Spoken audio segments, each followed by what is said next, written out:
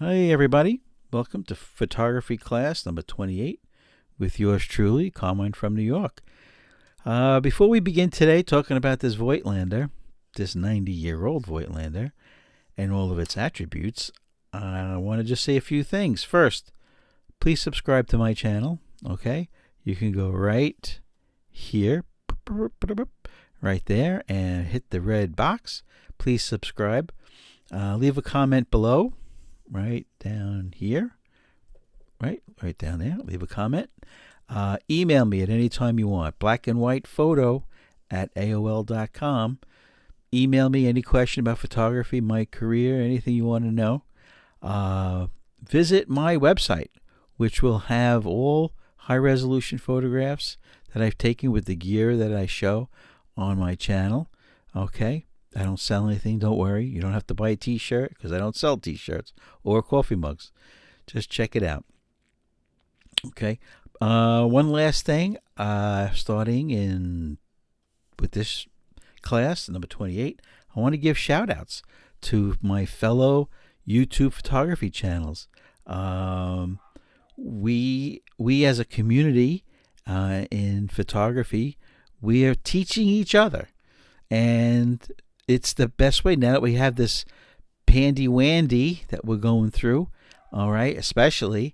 But even without it, what a great resource YouTube is that we're able to have access to not only people's voice, right, like radio, but video, like television. You put it together and it's all free. You just turn on YouTube, you type in what you want to learn or watch or get entertained with, and here we go. So I want to start shouting out other photography channels that inspire me, that I like, that I watch regularly, that I learn from. Today we're shouting out VAHAGRAPHY. Vahagan is a photographer out in California, professional wedding photographer, portrait photographer, etc. He's not limited to just weddings and portraits. He does everything. His channel, VAHAGRAPHY, is it's just a lot of fun. He's a rock and roller. He's quite a guy. So interesting, so entertaining, but more importantly, you're going to learn about, if you want to learn about the photography business, if you want to learn about gear, if you want to know how the gear works at a wedding situation, why one piece of gear is good, why another piece of gear is not good, and his stories about dealing with wedding participants, all right, people that run weddings, right, management, let's just say, how a photographer who's a contractor deals with other contractors and brides and dealing with time schedules. Just amazing. So much fun. What a great guy. He's my West Coast buddy. Go to his channel, VAHAGRAPHY. Subscribe to his channel. Okay.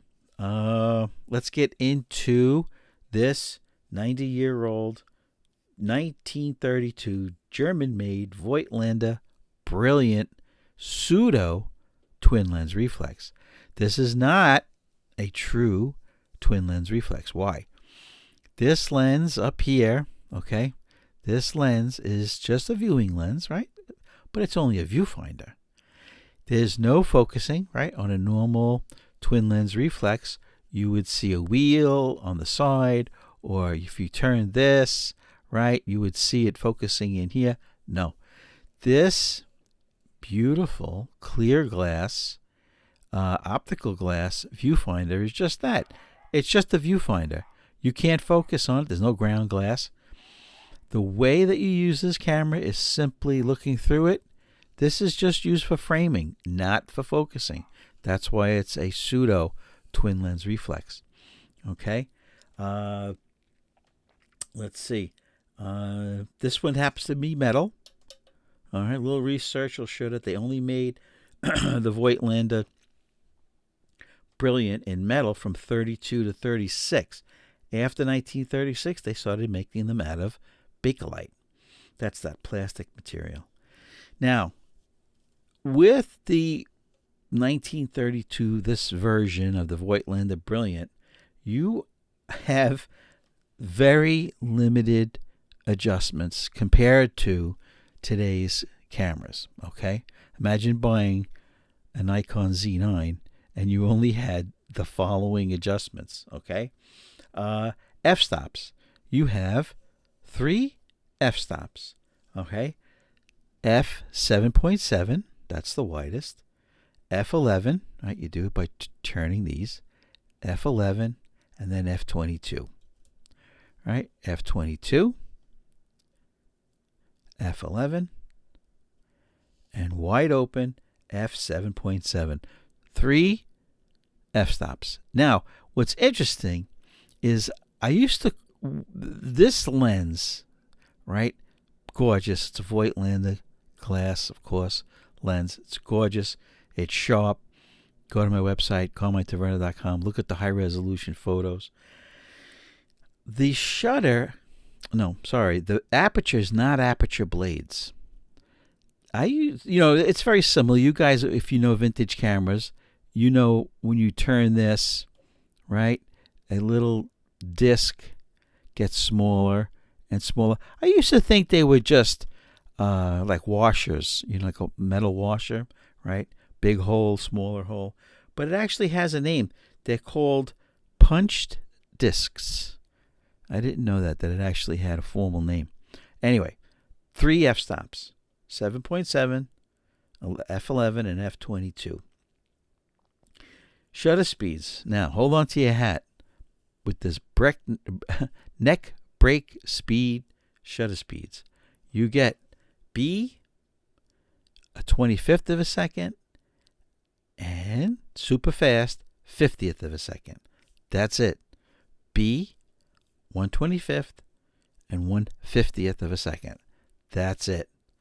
So you have to hope that it's not too bright out and your combination of f22 and shutter speed of 1/50th is enough to stop the light not overexposed. Now remember, old vintage cameras, right, like this, 90 years old, the film back then was not as sensitive as it is now. You didn't walk around with 400 ISO or ASA film speed. You walked around with 30, film speed of 30. So these were fine. These f-stops of 7, 11, 22 with a quarter of a second and 1/50th of a second, right? That was fine. That was enough. So when you use a camera like this, you go, oh, my shutter speeds, I only have 1/50th. Don't use 400 speed ISO on a bright day. Stick with 100, and you might even want to pull it to 50 if it's too bright outside. All right, that's something to keep in mind. So I don't know if I stated what I paid for this.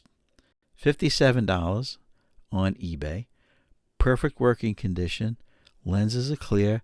There was no fungus, no mold, no scratches. Right? The seller had, like I always say, you have to watch his credibility score. All right? eBay calls it feedback. I call it credibility. You want to buy from a seller that has 100, but if nobody's selling the camera with 100 score for feedback, then you go to the next one, right? 99.9, etc. But never below 99.2. Now this camera was pretty advanced for its age. All right, you can pretty clearly see here the number 1. Okay, this had an automatic frame counter. All right. Yes, it also had the red lens on the bottom to look at the paper, but it had a frame counter. And you reset it with this button right here. Let me see if I can get you to see it. There you go. Okay, so it resets at 1. Okay. What else can I show you on this camera? Let's open it up. All right. Tripod socket on the bottom. I had to put in an adapter. It had the larger tripod socket, so I put an adapter in to make it a little smaller. All right. it opens by, this pops open first, right? It's two parts. And then this opens up, okay? And it opens up to a little advertisement from Voigtlander back in the 30s. And it says in German, by Voigtlander Film. I didn't even know that Voigtlander made film back then. Okay, so everything works as it should, right? This is something you really have to check. It sounds like a small thing, but these rollers right here, you want to make sure that they roll. If they don't roll, you're going to be dragging your film across a metal bar, and you will absolutely get scratches on it. All right. The light box, all right, on the sides have non-light reflecting felt. The lens was nice and clear. Okay. This is the automatic frame counter as the film rides along here, right? Let's see if I can show this to you. As the film rides along that wheel, okay, watch. There's number 2. And as you advance the film, there's frame 3. Amazing. And for a frame counter, frame 4. And then to reset it, here's the button. Let's hope it works. Magic of television. See, it's on 4. Press this button. There you go. Reset. Okay. So, pretty simple, right? You put your fresh roll of film in here. You put it through here. It goes up. And it goes on to the take-up spool. All right. Let's close this up. Now, one thing I have to say. If you've only been using modern cameras, right? Even digital cameras, you would really have a ball using a 90-year-old vintage film camera. Even if you don't develop your own film, you'll still have a ball using it because I don't know, it's holding history, of course, right? This is pre-World War II.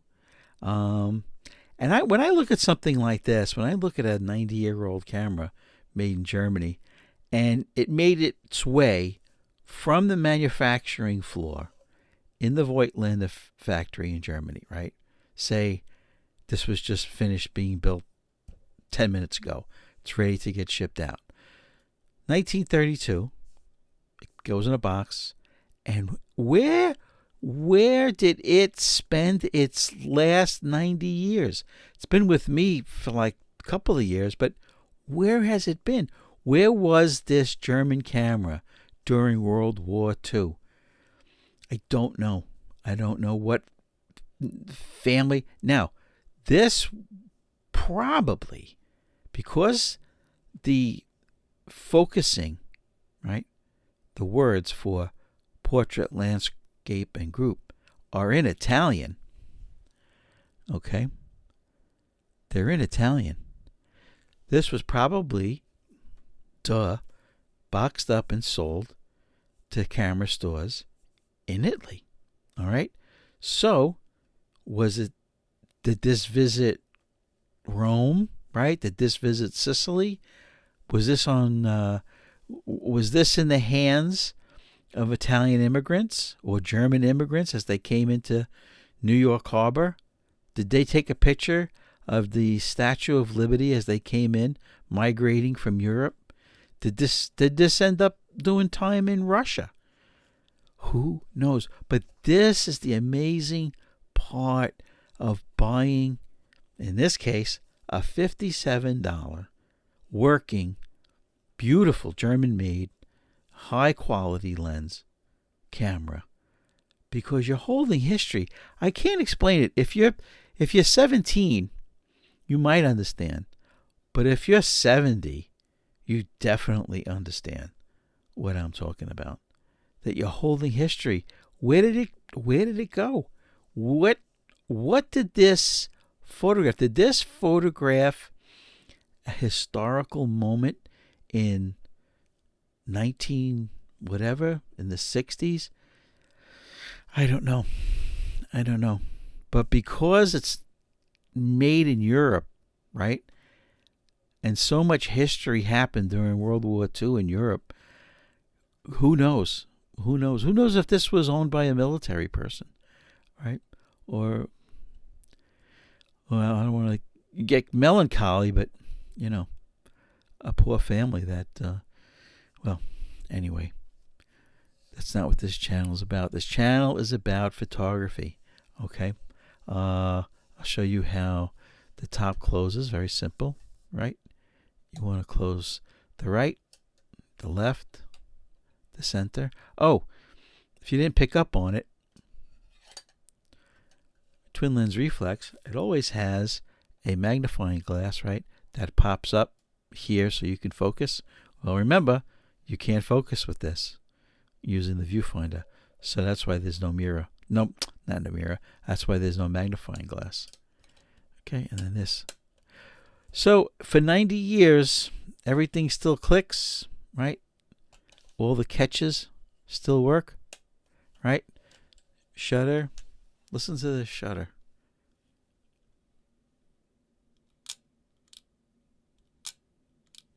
Right?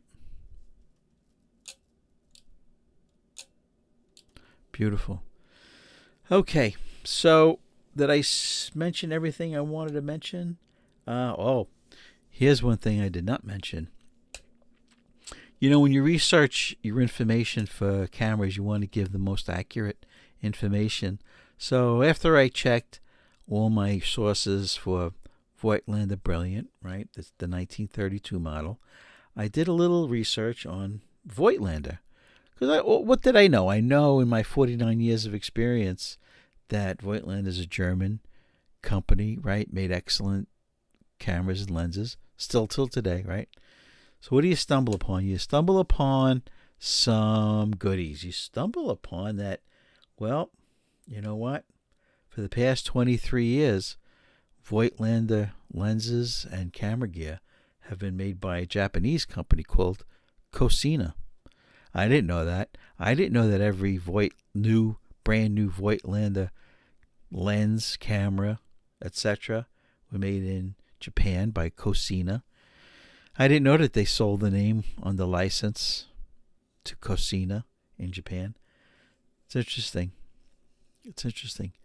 The world is the economy, right? Is amazing when it comes to camera gear. But listen, does it matter? Does it really matter where a camera is made and by who, as long as the end result is a beautiful image that you're proud of to put on your website or hang up on your wall, or even if you just put it on Instagram, right? Or make a YouTube channel about the camera that you used. Does it really matter? All right. The one last thing I forgot to mention is the minimum focusing distance is 1 meter, right? It's approximately 3 feet, right? To infinity. All right. And I love that the swing of the lens to focus is from here to here. Minimum focus, 3 feet, infinity. Beautiful. This is really a nice camera, and because it's still working fully intact, right, it holds on to its value. That's why I said, if you want to start a little collection for yourself, right, even if you just want to start a one of collection, for example, one pseudo twin lens reflex, right, this would be one of them. Then you want to start one, I'm talking about in film cameras. And then you want to collect one 35 millimeter, right? Like a Pentax Spotmatic, right? And then you want to get one 6x9, right? Like a Mamiya. All right, guys. So let me just say Happy New Year if I didn't say it already. Thank you for watching. Please subscribe and have a brilliant day.